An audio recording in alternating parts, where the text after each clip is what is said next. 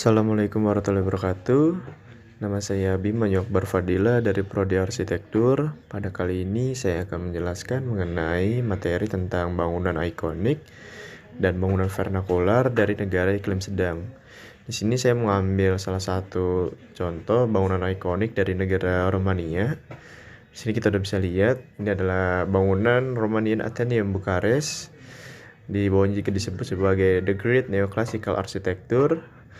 Kenapa disebut The Great Neoclassical? Karena ini adalah salah satu bangunan neoklasikal yang sangat megah di Romania. Dan di sini juga ada seputar info yang menjelaskan bahwa sebenarnya bangunan ini digunakan untuk acara festival musik klasik dari George Enescu. Nah, di sini juga dijelaskan bahwa keseluruhan desain arsitekturnya itu adalah neoklasik. Terus di interiornya kita bisa lihat ada lukisan-lukisan yang merupakan dari karya dari Costin Perescu. Semuanya dibuat melingkar. Terus di sini juga ada sedikit info tentang sejarah yang kalau disimpulkan secara pribadi bahwa sebenarnya bangunan ini bentuknya melingkar itu karena bekas fondasi dari bangunan sirkus. Nah, di sini ada beberapa tokoh sejarah yang saya cantumkan. Yang pertama ini adalah Albert Galeron. Albert Galeron ini adalah orang yang sangat penting dalam pembangunan Romanian Athenaeum Bucharest karena dia adalah seorang arsitek dari Paris yang merancang bangunan tersebut. Lalu kedua ada George Enescu. George Enescu itu sendiri adalah seorang penyanyi musik klasik dan dia juga bekerja sama dengan Albert Galeron. Yang ketiga ini adalah salah satu penyair terkenal dari Rumania yang merupakan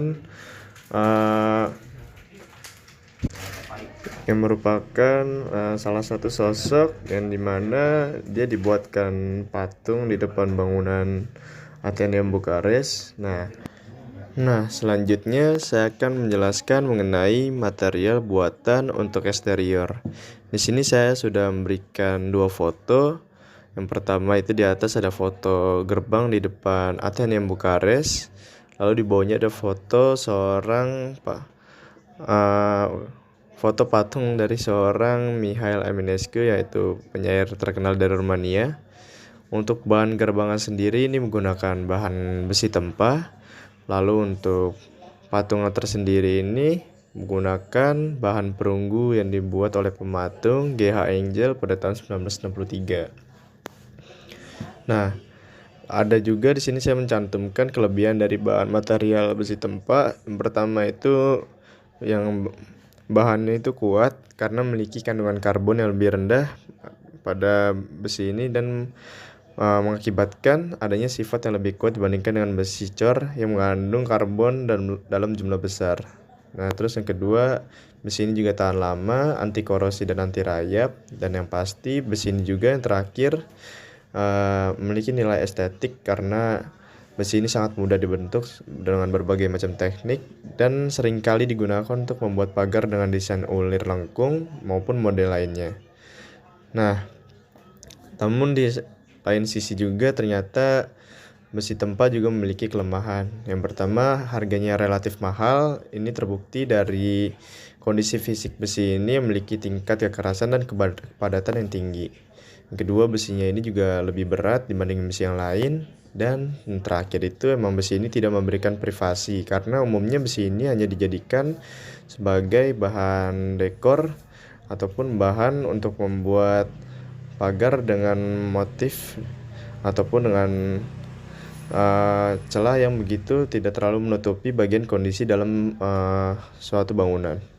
Nah, selanjutnya saya akan menjelaskan mengenai material alami untuk interior. Di sini saya sudah menyajikan dua foto ruangan dari Athenaeum Bucharest. Yang pertama ini ada foto ruangan dengan 12 kolom dan tangga spiral. Lalu di bawahnya juga ada salah satu foto aula yang di dalam Athenaeum Bucharest. Ini hampir keseluruhan semuanya menggunakan bahan marmer Carrara. Nah, di sini saya juga menjelaskan kelebihan dari bahan material marmer Carrara. Jadi marmer Carrara ini memiliki sifat yang kuat, berat, kokoh dan tahan api dan tidak mudah tergores yang menjadikannya bahan ini kuat dan tahan lama.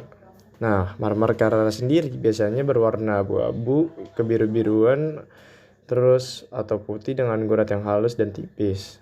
Marmer ini biasanya digunakan untuk membuat patung dan dekorasi bangunan karena harganya terjangkau dan mudah ditemukan di pasaran. Lalu untuk lantai marmer Carrara yang berwarna putih memberikan kesan bersih sehingga cocok untuk digunakan sebagai dekorasi kamar mandi ataupun dekorasi yang lainnya.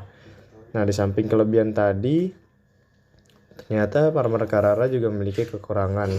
Yang pertama, harga yang relatif mahal dan permukaan lantai marmer Carrara ini juga licin, terus sulit diperbaiki jika terjadi kerusakan, serta proses pemasangannya tidak boleh sembarangan. Selanjutnya, di sini saya juga menjelaskan respon material marmer terhadap iklim sedang. Di sini dijelaskan bahwa batu marmer merupakan batu yang tidak dapat mengantarkan panas, jadi dia bisa menjadi konduktor yang tidak terlalu baik, dan sebab itu batu marmer mampu tahan dari sengatan panas serta hampir tidak bisa terbakar.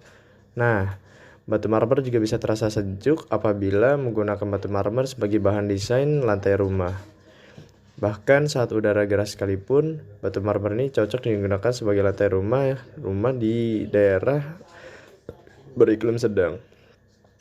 Nah, batu marmer sebagai bahan bangunan khususnya ini untuk elemen eksterior. Kenapa? Karena lebih mudah beradaptasi dengan iklim ataupun musim di lingkungan luar rumah. Karena pada dasarnya batu marmer merupakan batu bahan alami yang terbentuk dari suhu dan tekanan yang tinggi serta tidak mudah melengkung.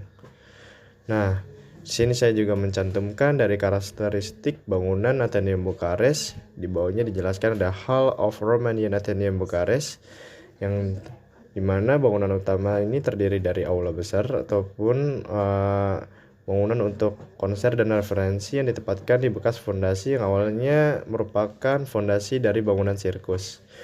Lalu di sini juga dijelaskan bahwa gaya bangunan ini dibangun dengan gaya neoklasik karena ada elemen dekorasi khas arsitektur Prancis abad akhir. Dan bangunan ini merupakan denah pusat menunjukkan gaya yang agak eklentik.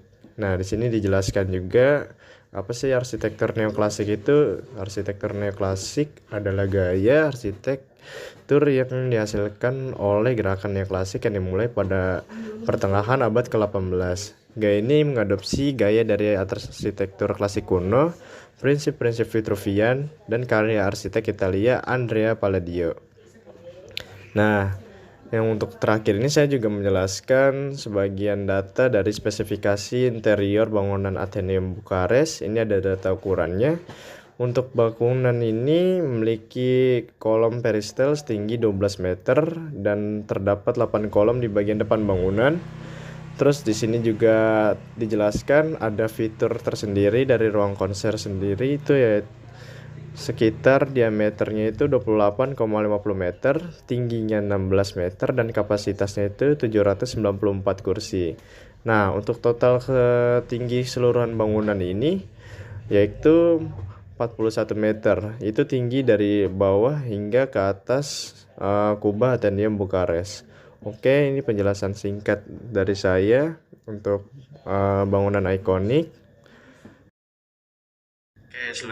Oke, selanjutnya saya akan melanjutkan materi saya, yakni bangunan vernakular di negara iklim sedang.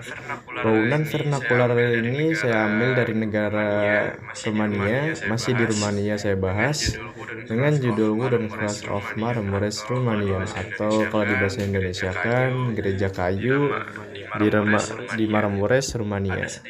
Ada sedikit info tentang gereja Maramuresh, yang dimana seluruh bangunan materialnya ini menggunakan kayu. Terus gaya hidup di sana juga masih kental dengan tradisi, ditambah gaya penataan kotanya itu ala-ala abad pertengahan.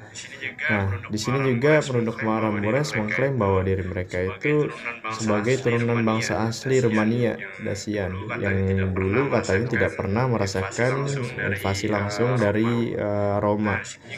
Nah, di sini juga ada sejarah gereja di Maramuresh. Jadi waktu itu ada penguasa asing di daerah Maramuresh, dia menolak untuk mengizinkan orang-orang membangun gereja itu dengan batu, padahal batu itu lebih tahan lama. Namun mereka akhirnya memutuskan untuk membangunnya itu menggunakan kayu. Nah, selama periode 200 tahun, ada sekitar 300 gereja kayu yang dibangun, tapi yang bertahan hingga saat ini hanya ada 100 gereja. Dan strukturnya ini memiliki struktur gotik dengan didominasi gaya ortodoks. Tapi di Marmaris sendiri sebenarnya juga ada beberapa kuil Katolik Yunani gitu. Terus di sini juga ada ciri khas sendiri kayak mereka tuh gereja-gerejanya itu memiliki lonceng yang tinggi dan ramping. Katanya sih ini mencerminkan tingkat keahlian dan pengetahuan pertukangan yang tinggi. Nah, selanjutnya di sini juga saya jelaskan bahan material alami dari gereja-gereja kayu yang di Maramures. Yang pastinya mereka menggunakan kayu, dan di sini adalah kayu yang dipakai itu kayu oak. Kenapa? Karena kayu oak ini katanya dikenal sebagai kayu yang memiliki tingkat kekerasan tinggi sehingga sangat kuat untuk digunakan sebagai penopang. Dan tingkat kekerasan dan kayu oak berada di kelas 2. Selain itu juga kayu oak tahan terhadap serangan jamur ataupun rayap, meskipun ya bukan termasuk jenis kayu lunak, tapi kayu oak ini memiliki pori-pori yang besar. Nah, pada dasarnya pohon ini tumbuh di daerah cuaca dingin sehingga memiliki ketahanan yang baik terhadap kelembapan yang tinggi.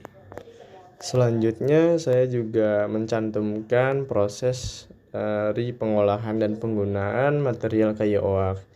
Nah, di sini tuh dijelasin juga proses pengolahan kayu oak tuh katanya cukup sulit karena mengingat kemudahannya untuk retak. Jadi kayunya emang rentan untuk retak. Nah, di sini ada proses pengolahannya. Jadi waktu kayu itu kering, proses pemotongan itu harus menggunakan gergaji yang tajam. Jadi nggak boleh sembarangan agar tidak bisa menimbulkan retak. Namun nggak memungkiri apabila timbul retak selama proses pengolahan, kita juga bisa menggunakan lem untuk memperbaikinya. Nah, di sini juga dijelaskan kita harus menghindari proses penyambungan dengan paku karena inilah penyebab utama dari keretakan pada kayu oak ini. Jadi kita itu ciptakan sambungan furnitur menggunakan lem yang lebih aman gitu dibandingkan dengan paku, karena paku itu dapat menimbulkan keretakan pada material kayu oak. Terus perhatikan juga dengan perawatan baik jenis finishing, dan setelah selesai di finishing lalu ada juga walaupun tahan terhadap rayap dan jamur, tapi dia juga memiliki resiko kerusakan akibat sumber tersebut masih terjadi. Jadi ya nggak memungkiri ya, walaupun katanya tahan rayap dan jamur, sebenarnya masih kemungkinan beresiko juga adanya jamur dan rayap, tapi kemungkinannya itu sangat kecil. Lalu ada juga di sini kita bahas material alami kayu oak bangunan vernakular. Di sini ada beberapa contoh yang saya ambil, yakni foto-foto interior ataupun eksterior yang terbuat dari bahan kayu oak. Yang pertama adalah dekorasi kayu jendela, terus ada dekorasi interior, yang terakhir itu ada pintu atau portal kayu yang keseluruhan semuanya dibuat dari bahan kayu oak. Nah, apa sih fungsi dari kayu oak itu sendiri? Nah, sebagai bahan furnitur dan bangunan, kayu oak ini memiliki sifat yang sangat keras dan juga awet. Jadi cocok buat untuk lantai kayu, kabinet, lemari, dan lain-lain. Untuk material buatan bangunan vernakular sendiri, di sini saya lebih mengedepankan untuk menjelaskan tentang perekat pada pondasi bangunan vernakular, biasanya menggunakan kapur atau campuran pasir, tanah lumpur, dan campuran logam. Di bawahnya juga dijelaskan bahwa batu kali dan batu gunung itu merupakan jenis batu yang baik digunakan sebagai material batu pondasi. Ada lagi nih seputar info gereja di daerah Maramures. Jadi gereja-gereja di Maramures merupakan gereja ortodok atau gereja Katolik Roma. Jadi gereja Maramures ini dibangun dari perpaduan 8 gaya arsitektur yang berbeda dari periode dan daerah yang berbeda. Konstruksi gereja-gereja seluruhnya terbuat dari kayu dengan ciri arsitektur paling menonjol adalah sebuah menara lonceng tinggi yang ramping di daerah bagian barat bangunan gereja. Jadi menara lonceng tersebut menjadi bagian penting dari pembangunan gereja dan akan selalu ditemukan di daerah wilayah Maramures. Nah, terakhir saya ada bonus, yakni beberapa karya seni daerah Maramures yang sebagian dilukis di daerah di bahan material kayu.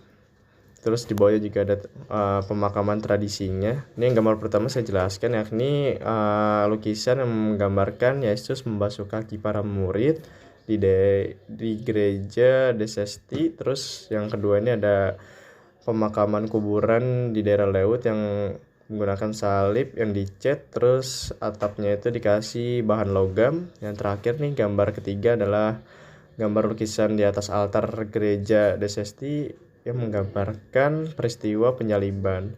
Oke, itu aja. Terus yang terakhir ini beberapa identitas atau profil saya, dan pesan terakhir, we never too old to learn everywhere and when. Jadi kita nggak ada kata telat buat belajar dimanapun dan kapanpun. Dan mungkin ini saja yang saya bisa jelaskan, kurang lebihnya saya mohon maaf. Assalamualaikum warahmatullahi wabarakatuh.